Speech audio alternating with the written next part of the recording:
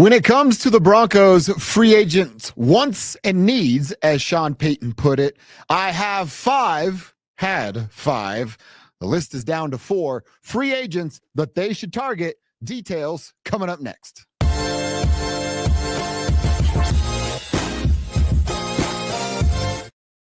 All right, football fans and all of us in Broncos country, the free agency tampering period is right around the corner, right? Coming up on Monday, 10 a.m. Mountain Time. And then on March 12th, all of it becomes official. But by the time we get to Wednesday, March 12th, all the big deals, the first wave of free agents, it'll be gone. They'll be signed and locked up with the teams that they're on. And I had, as I said, had is the key word, 5 free agents that I absolutely want the Broncos to go get. I'm going to go 1 to 5 because the one that I wanted the most is already gone. And we just found out a couple of hours ago that the Philadelphia Eagles and inside linebacker Zack Baun, who was a nominee, a candidate for Defensive Player of the Year that PS2 won, Denver Broncos own, he has got his new deal. It is a contract extension with the Eagles. He's getting $34 million guaranteed. The dude had a interception in the Super Bowl. I just said he was a candidate for Defensive Player of the Year. This is a great story, right, for Zach real quick. He was a Saints draft pick that was originally looked at as an outside linebacker, hand in the dirt, let me go sack the quarterback kind of guy. Well, it turns out he wasn't any good at that. Was barely hanging on the practice squad, finds a home in Philadelphia, and our old buddy, Uncle Vic Fangio, turned him in to a freaking stud. And now Zach's got $34 million guaranteed coming his way. I loved this addition for the Denver Broncos. Zack Baun is a guy that can still get after the quarterback when called upon doing so. But as we saw in the Super Bowl, he's a guy that can drop back in coverage, read a quarterback's eyes, fill that passing lane, and come up with an interception and get his offense back on the field going the other way. He's not the fastest guy in the world. He's not going to stay with a receiver on the outside. But as far as tight ends go, he can stay with all of them across the league. And that's exactly why the Eagles gave him $34 million today to go absolutely nowhere. Where's he going? Nowhere. Zack Baun. So that was my first target. And my man Cecil Lammy and I, we did this exercise on the radio show too, just seeing how close our lists were. We both had Zack Baun at 1, and now he's gone and he's not going to show up. The good news is at number 2, I had a backup plan, right? Another inside linebacker. That's how badly I believe the Broncos need to address this position. They've ignored inside linebacker for what feels like, I mean, what have they had, 2 over the last 30, 40 years? Most recently being Danny Trevathan that you can trust there, a member of the Super Bowl 50 team, and then took his talents to Chicago to collect a big old fat paycheck. So I'm going to put some emphasis on the position that is inside linebacker. Zack Baun is out, can't get him. Well, how about Nick Bolton of the Kansas City Chiefs? Nick Bolton is a guy that we all watched play for the Kansas City Chiefs, run around. He's the word I described to you to describe him earlier was like compact. And for some of you football fans, you're going to remember Doug Martin. He was called the muscle hamster, and you can kind of picture a little muscle hamster. Remember those Kia hamsters that would drive around all jacked? That's what he looked like. And Nick Bolton kind of has some of that. Like, he's short, but he's built like a brick, you know what. Our very own Mark Schlereth said that he's out on Nick Bolton because of the sideline to sideline inability. And look, as I said before, does Mark Schlereth know more about football than I do? You bet you know what he does, but I'm not going to completely write off Nick Bolton. And my rebuttal to Mark would be, Mark, you're right.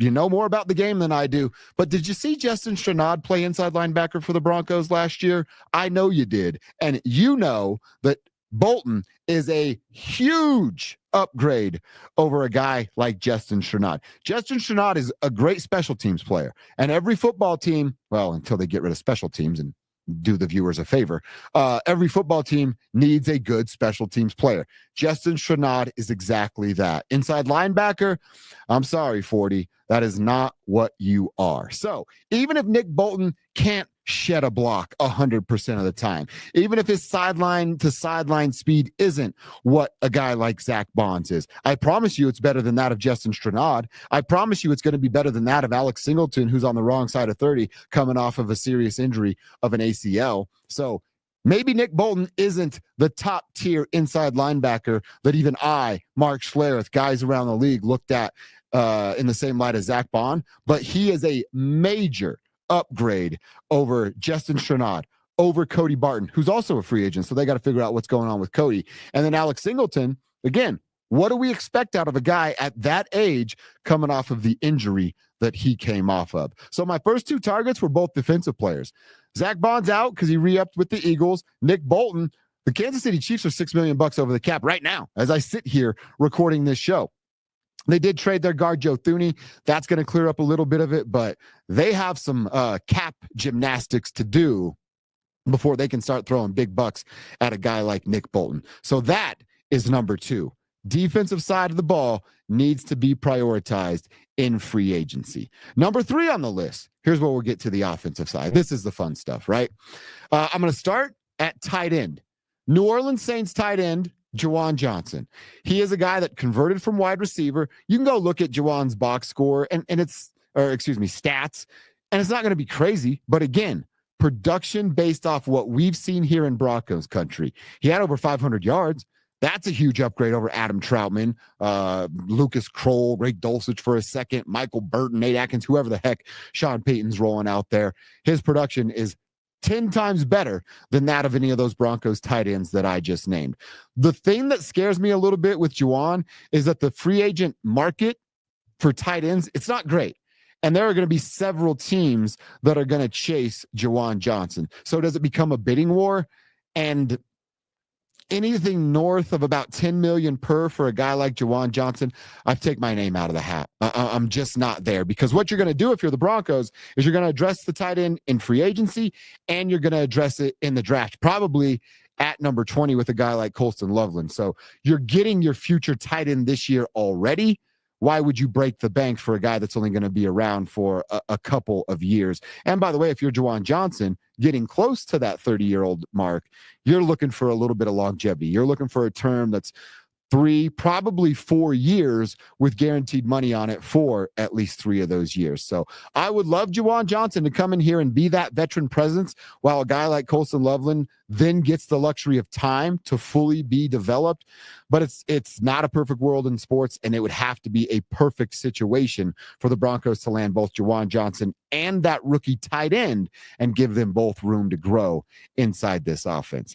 Number 4 on the list, staying on offense, and I'm going Chris Godwin. Chris Godwin, I've talked about before. They need help at wide receiver. He's also coming off of a major injury, but he's a slant god. This dude does everything and operates beautifully in the middle of the football field. Cost is going to be a concern with this guy as well, $20-something million a year, but he's on the right side of 30. And if he responds the right way from his injury, you could be looking at a 4-5-year receiver that can make a huge impact for a guy like Bo Nix. And then by the time Chris Godwin's number was off the books, it'd be time to pay the piper with a guy like Bo Nix. So I really like the idea of adding a Chris Godwin. The reason he's not at 2 or 3 on my list, really 3, because I emphasized defense to start, is almost a little bit of what Juwan Johnson says, or I said about Juwan Johnson. I actually think Chris Godwin is going to have more suitors than a guy like Juwan Johnson. There's a lot of free agents that are wide receivers out there, and they're all 30 or older. Chris Godwin is not. Now, he is coming off the injury, as I mentioned, and that'll be held against him.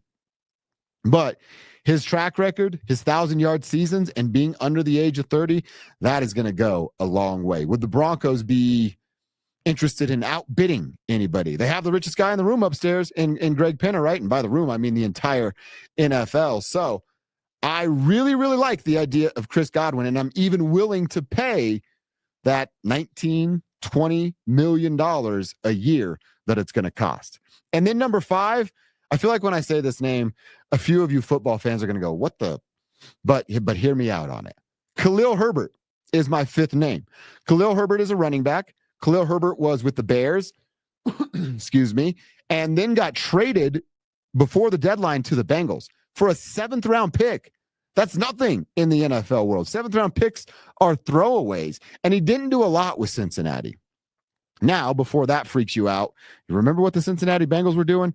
throwing the ball all over the field because their defense was absolutely terrible and they're playing from behind. So terms of the game dictated less use of the running back. That's why you didn't get to see a lot for Khalil Herbert. And by the way, when I'm talking about Khalil Herbert, I'm talking second, probably third wave of free agency. And that means $2 million. Like you can get him on a 2-year deal for $4 million. Only 2 of it's guaranteed. So if it doesn't work out after the first year, you say sayonara and just let him walk. So I really like the idea of Khalil Herbert. He is the replacement. And let's be real here. He's an upgrade over Jaleel McLaughlin, and you still draft a running back at either 51 or 85 in rounds 2 and rounds 3 for the Denver Broncos. But Khalil would be a better offensive threat than Jaleel McLaughlin. And by the way, he's 2 inches taller and about 25 pounds heavier, so he's better in pass pro. So that's what I want. I wanted Zack Baun. My dreams were ruined thanks to you, Howie, over there in Philadelphia. But next up, it goes Nick Bolton. You address the inside linebacker position, which has been a need for this team since Danny Trevathan left for the Bears after Super Bowl 50. Oh, and by the way, you hurt a division opponent in the Kansas City Chiefs at the same time. So Nick Bolton has jumped up to number 1 on the list right now, followed by Juwan Johnson, the tight end from New Orleans, Chris Godwin following that, the wide receiver from Tampa Bay. Even if I got to pay him $20 million, it's not my money. What do I care? And then last, but certainly not least, a flyer is what we're going to call it. A free agent flyer on running back Khalil Herbert. Broncos country, I'd love to know what you think about my names. I'd love to know what names you're thinking about adding to the Denver Broncos. Make sure you comment right here on the YouTube video while you're there. Like and subscribe. Check out everything we're doing at Denver Sports YouTube. This has been Dover on Denver, and now I'm done.